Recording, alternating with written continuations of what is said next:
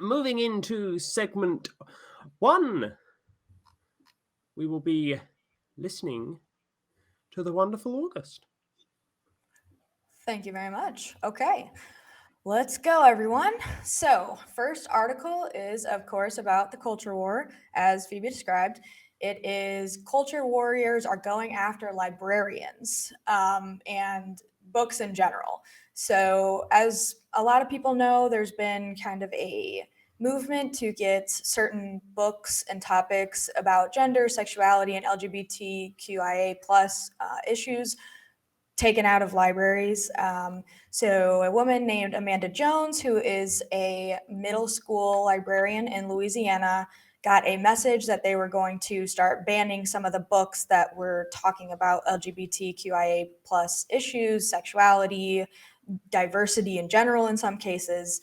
And so it kind of just goes over how this is a slippery slope, and really banning books has never been on the right side of history. And so that's pretty much it. Let's see. How about we throw it to Tio? Oh, well, thank you. Yeah, we have been talking here before about how the USA is slowly turning into a kind of theocracy. We have what you have over there, some extremist Christians who are in power. They have been boosted by the extremist right-wing political party, and they are turning education into a war. And worst of all is that the USA students are just the casualties of this war because they know what they are doing. They exactly know what they are doing by forbidding history from students, forbidding specific topics. They are going to enclose them into a bubble. And this is exactly what tyrannies do in order to change history and control people. Everybody read Orwell's 1984 and you will see the perfect example on how you can control what people learn in order to manipulate them and control what and how they think.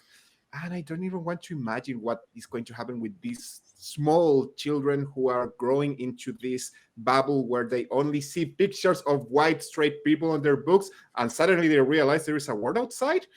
Ugh, it must be weird for them. I don't know. What do you think, Jason? So this article took me a few tries to get through just because I was so incredibly angry at it. And we've talked about banning books. We talked about burning books with friend of the show Greg Locke. And it's absolutely disgusting. But what this article is really talking about is the very, very human aspect of it, where librarians across the country are being hounded.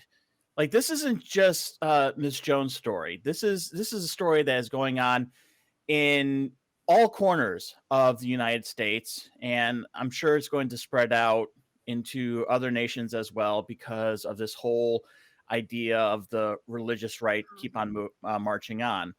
But this is an article where we get to see how a woman is absolutely terrorized because she just wants to do her job. She wants to keep her libraries filled. She wants to keep the populace of her community educated. And her community is telling her, no, we don't want that. In fact, we want you dead. And they created Facebook accounts to terrorize her, people asking, and this was a direct quote from one of those accounts, is, why is she fighting so hard to keep sexually erotic and pornographic material in the kids section? And from a just purely guttural standpoint, you can say, yeah, why would she be doing that? But that is not what's happening. Once again, we've got this whole misinformation. We've got this Operation Blitz of legislations, of policing morality, and none of it is real. None of it is real.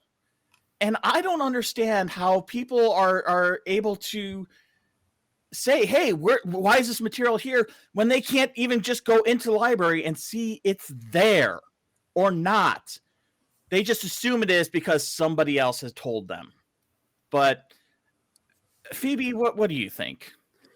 Well, I read this and I look back at my own country's history, and the British American author Sir Salman Rushdie, because he was targeted after he released the satanic verses, and it caused so much outrage how much one book did that it actually prevented the United Kingdom from recognizing and establishing diplomatic relations with the Islamic Republic of Iran, because the Ayatollah put a fatwa out on the man.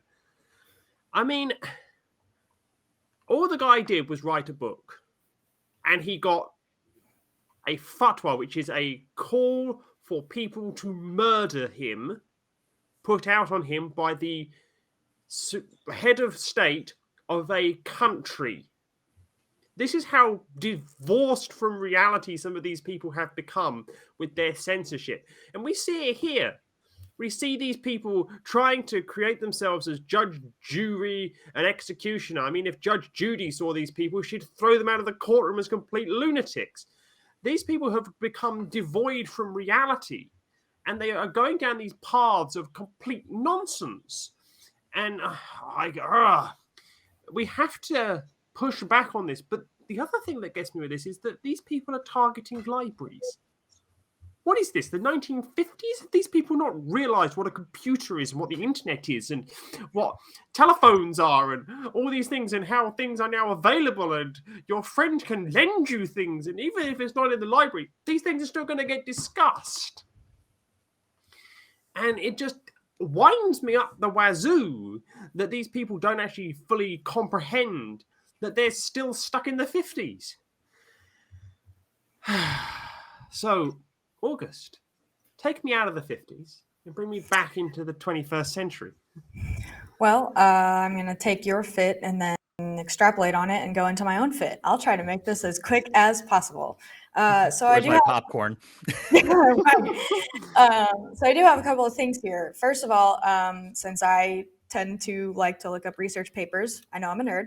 I found a bunch of articles and Google Scholar journals that went over the fact that teaching children about not even, sexual things, but even just like, hey, this is your area. You have this kind, some people have this kind. And if someone is trying to touch you there, you should know what that is and know to say, like, hey, I don't feel safe, that kind of stuff. And it actually goes into preventing grooming. And it's so ironic and funny in a non-funny way that they're like, oh, you're trying to groom these kids. And it's like, no, actually, we're trying to do the opposite. We're trying to prevent them from getting groomed, because the kids who don't know that that's not something, if you use all these, false names for their areas, I know we all know what we're talking about, then they don't really understand if someone is trying to do things to them that they shouldn't be doing. So that's the first thing, is that this actually goes to prevent grooming. And they act like we're trying to show pornography to children. No, we're trying to make it age appropriate, of like, hey, it could be as simple as, look, some people have moms and dads, and some people have two moms, and some people have two dads, or, non-binary parent. I know, right? Oh, scandalous. And so it even just goes into teaching like tolerance from a young age of like, hey, that's okay. And that's a good thing for kids to know, is that people are different and that's okay. And we can celebrate those differences. But regardless of that, I do want to go into a little bit of my own experience. So I am in the LGBTQIA plus community, and I am bisexual. So I found out from a very young age, starting in elementary school around 9 or 10 years old, that I actually was having crush on boys, as in like, oh, that little boy is cute, but also having crushes on girls. And they talk all the time about, well, if we show them two moms and two dads, they're going to get confused. They won't know what's going on. From experience, I was confused because all I saw was moms and dads. And so I was sitting here going, well, why do I think that so-and-so is cute? Why do I think that little girl is cute? Why do I want to hang out with her? And then I was confused. I didn't know what gay was. Like, that wasn't a thing that we talked about. So I went through my entire adolescence being like, I'm different. I don't know what's going on. And then being scared to tell anyone about it. So I didn't even realize that not only that gay was a thing, but that bisexual was a thing because it was so stigmatized. So when I was 15, I was finally like, oh shit, I think I like girls. And then in addition to guys, and then I didn't come out until I was 18, and that was only to a select amount of people. So you want to talk about confusing kids by educating them? Education equals confusion, apparently. But from my own experience, I was confused. And I wonder how my adolescence and how my development into the person I am now would have been different had I known what that was and that it was okay. It was such a hard time for me looking back. But yeah, I don't know. Tio, what do you think? Oh, I have a close case of somebody in your situation, and it's terrible what white people go through. Even lately, they were being rejected by straight people, gay people, because stuff. But it's terrible, and I have seen what you mentioned: this confusion, how people are not able to understand what is happening with them, and something that is very important that you mentioned: sexual education is going to help children stop being raped by either family, relatives, by priests, by any type of adult who should not be touching children. So it's important, and it's necessary, and it's also how religion has been turning education into this type of, it's turning education into a weapon. And I remember one phrase that somebody told me that that is still with me, that I always think about. That is, when people are worried, they don't want to fight for their rights. And if you look at the USA, over there, your health is so expensive that if you get sick, you could end up living on the street, which is awful. Things are more and more expensive. Jobs don't pay enough. Everything it's increasing their price.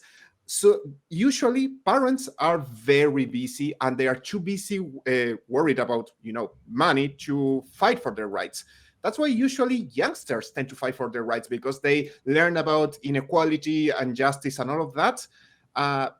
And apparently somebody realized that, hey, if we take education from them, they are not going to complain about anything. They are not going to ask about their rights, because they don't know that they should have rights, that they should know about their own sexuality. They should know about their own past. We have talked before about how the USA is erasing its own history as well. So they don't see anything. They have been blinded by this movement of parents trying to fight for their quotation mark rights to indoctrinate the children, apparently. What is the name of the group? It's Parents' Choice, right? Or Parents' Right, something like that? Parents' Rights. Here it is. And it's actually they fighting for their right to brainwash their children. And it scares me, and it makes me really uncomfortable, for real. I'm sad every time I read about the USA. I don't know, Phoebe, take me away from this, please, from this pain. Well, all I will say is children are not a facsimile of their parents. And children have to be able to develop into a way that is individual, is themselves. And what we currently have going on here is we have people who call themselves things like concerned mums, million mums, when in fact they're just people in FDR territory of the fear of fear itself here. And they created this fear of something that isn't actually happening. And the problem is that it's allowed to manifest because, and I'm going to quote one of my favorite television shows, because somebody came along and said that all this means we're soft on crime, soft on drugs, soft on communism, soft on defense, and we're all going to go back to the Stone Age because people shouldn't have to work a day if they don't want to. And we didn't turn around and say, well, excuse me, you right-wing, reactionary, xenophobic, homophobic, anti-education, anti-choice, leave it to Beaver, back to the 50s.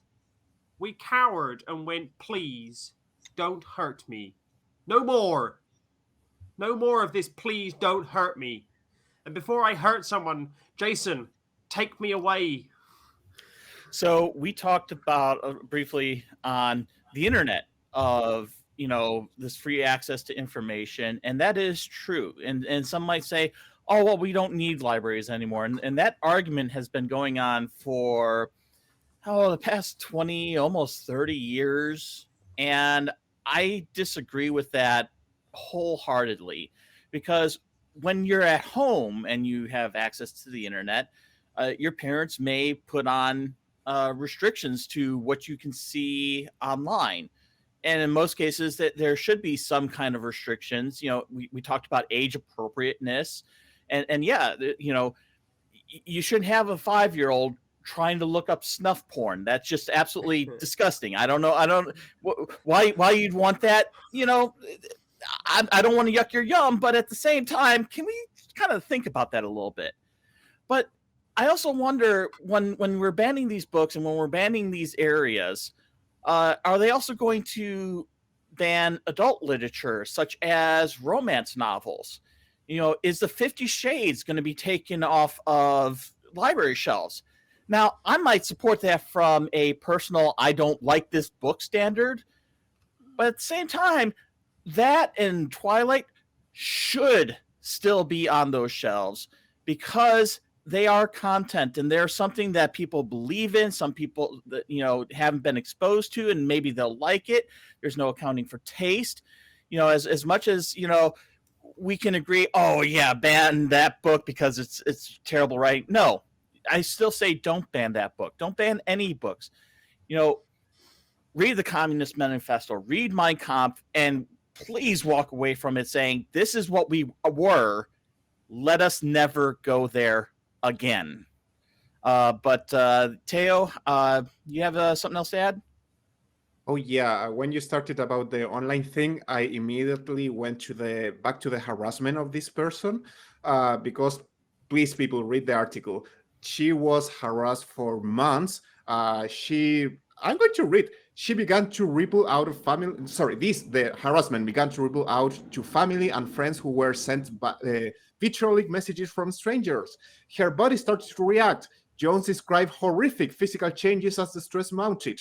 Her hair fell out, her body broke out in hives. She stopped sleeping, suffered from panic attacks, and lost dozens of pounds over the next 2 months. One day, a stranger sent her a death threat.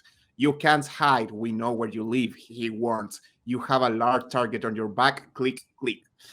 This kind of reminded me a little bit about Telltale Atheist, when he decided to talk about a teacher trying to indoctrinate his toddler, and this little girl started receiving death threats as well. And people doxed him, they said where he lived on the internet. So of course, a lot of strangers started sending death threats. He had to move out of the city, if I don't misremember. So you understand why, with the USA having this history of being awful through the internet, of harassment and people being violent when their beliefs are challenged, why my flesh face is not being shown in here and you can only see this very cute cartoon? Because I have a family to protect and friends and all of that. So I can totally understand that. And people, that's the danger that we suffer when theocracy or religions take over and they can do all the harm that they want to.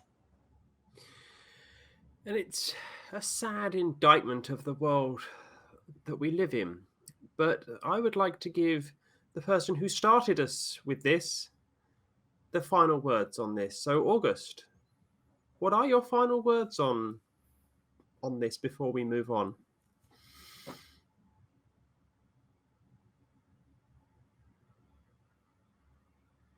You muted.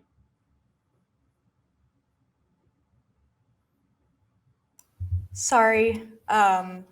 So basically, at the end of the day, it's don't ban books, because it's just, knowledge is power, as we've been told many times. And I think if we equipped people with the right skills to be skeptical and question if information is correct or anything of that sort, and ask questions, then they should be able to figure it out for themselves. So I really don't support banning any books, really. But yeah, that's about it, I think.